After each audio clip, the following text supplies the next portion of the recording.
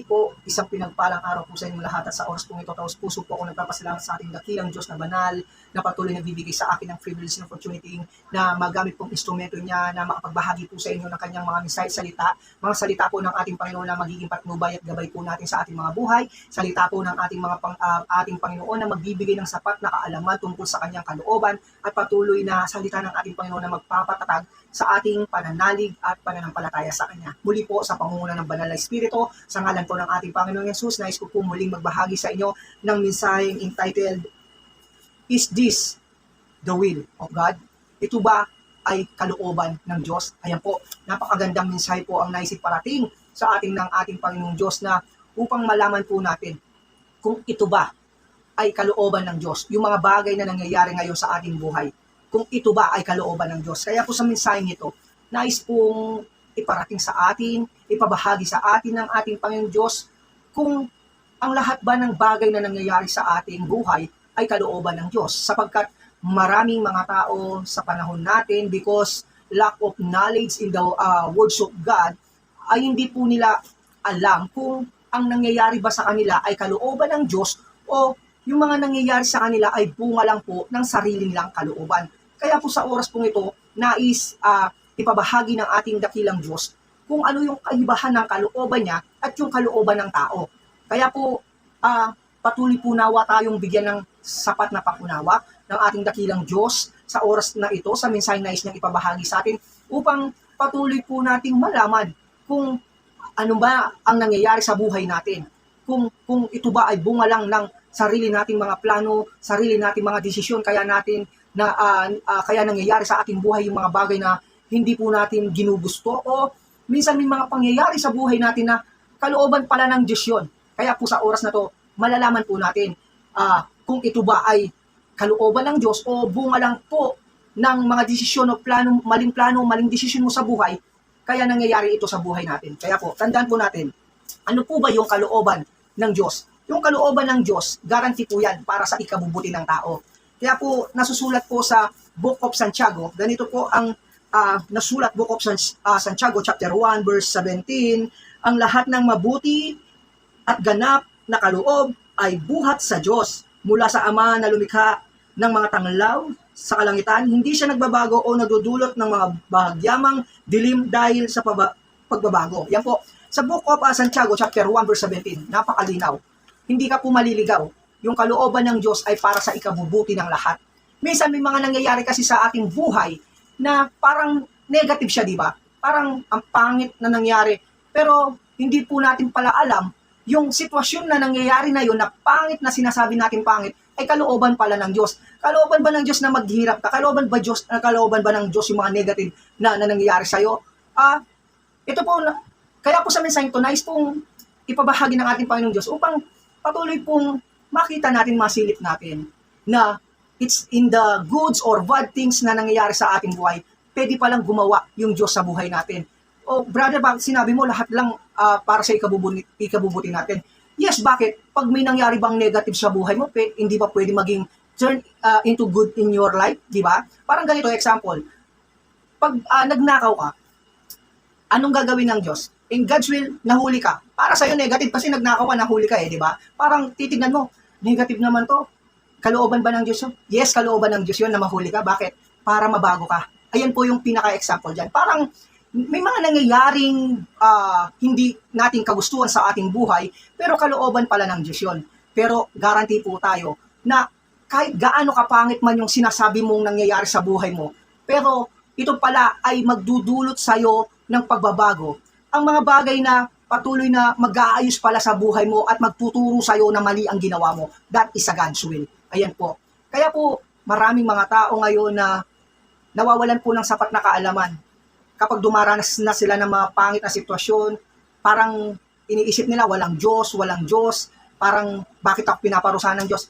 Hindi lang po natin talaga nadidiscern na yung lahat ng gawa ng Diyos sa tao ay para sa ikabubuti niya. Especially for those people who loves God, sabi nga po sa Book of Romans, na laging gumagawa ang Diyos para sa ikabubuti ng mga taong nagmamahal sa Kanya. Kaya po, kung ano man po yung mga pinagdadaanan natin, Ano man po mga sitwasyon, it's either good or bad situation, but ang mga bagay na ito ay nagdudulot sa'yo ng pagbabago, nagtutulak sa'yo ito na patuloy lumapit, umasa, manalig sa Diyos. That is God's will. Ayan po. Yung mga kalooban po natin o yung man's will, ay yun po yung mga desisyon natin na hindi po natin ina-ask kay Lord, yung mga plano natin na hindi rin po natin binibigay kay Lord, kaya nagfe-fail tayo eh. Kaya nagsasuffer po tayo ng mga bagay na hindi na kaaya-aya sa ating buhay. Yung pong mga bagay na yun, pag hindi po natin inas sa Diyos at gumawa lang po tayo sa sarili nating mga understanding, sarili nating knowledge, yan po ang man's will. Yan po yung sarili nating kalooban. Kaya dumarating po na nagfe-fail tayo. Pero guarantee po, pag God's will po ang nangyari sa buhay mo at nasilip mo to na kalooban nga ng Diyos ito sa buhay mo, magkakaroon ka ng pag-asa. Mababago ka. Yan po ang kalooban ng Diyos sa tao. Patuloy niya pong nais ang bawat sanlilikha ng Diyos ay patuloy po tayong mabago at maibalik sa kanyang presensya. Yan po ang nais ng ating Panginoon Diyos. Bakit kailangan po tayong makaalam in our situation, in our life, na malaman natin kung ito ba ay kalooban ng Diyos o ito ay kalooban mo lang o bunga lang ng mga plano at mga desisyon mo sa buhay na nagdulot ng hindi maayos na sitwasyon sa buhay mo. Kaya po, patuloy po na pagpapaalala ng ating dakilang Diyos na banal, na patuloy po tayong masabik, mauhaw, upang malaman po natin yung kanyang kalooban. Hindi po natin malalaman ang kalooban ng Diyos without reading His Word. Yan po ang katotohanan. Para po yung sinare ko noon pa, na ang Bible ay manual po natin to. Parang sa isang appliances, na bago mo gamitin ang isang appliances, you must read the manual. Upang malaman mo kung ano yung mga bagay na hindi tama o hindi dapat palang gawin, di po ba? Kaya nga, mawawalan po tayo talaga ng sapat na kaalaman sa kalooban ng Diyos, lalong-lalo na kapag gumagawa yung Diyos sa buhay natin na parang inaakala natin na parehas lang. Kaya po, because of dun sa lack of knowledge natin, dun sa salita niya. Kaya po, kung mabubuhay lang po tayo sa mundong ito na patuloy lang po tayong mabubuhay in our own way, in our own understanding, na kapag dumaan sa buhay mo pala na kumikilos na yung Diyos sa buhay mo, ay lumalampas na lang. Kaya hindi ka nababago, kaya hindi naayos yung buhay natin because hindi mo na-discern yung kalooban ng Diyos because dun sa lack of knowledge, dahil hindi po natin binabasa yung salita niya, na ang salita ng Diyos, yan po ang book of manual. Yun po yan ang manual ng buhay natin. Dito po nakasulat kung ano ang lahat ng dapat nating gawin upang maging maayos, mabuti, at patuloy na maging masaya ang ating buhay. At dito rin po nakasulat ang kalooban ng Diyos. Kung ano man ang dumaranas sa buhay mo, madidiscern mo kung ito ba ay God's will o hindi. Kaya po sa mumunting mensaheng ipinagkaloob po sa atin ng ating dakilang Diyos na banal sa oras na to, patuloy po akong nagpapasalamat at naway patuloy po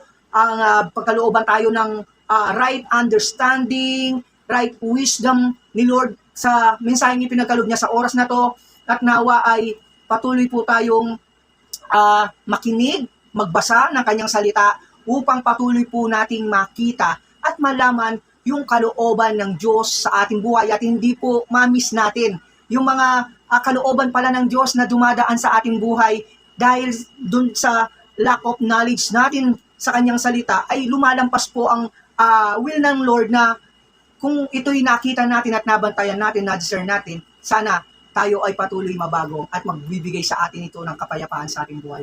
Muli po, maraming salamat sa Diyos ko po. Lahat ibinabalik ang lahat ng papuri, pasalamat at pagdakila at sa dakilang ngalan po ng ating Panginoong Yesus. Amen. God bless all.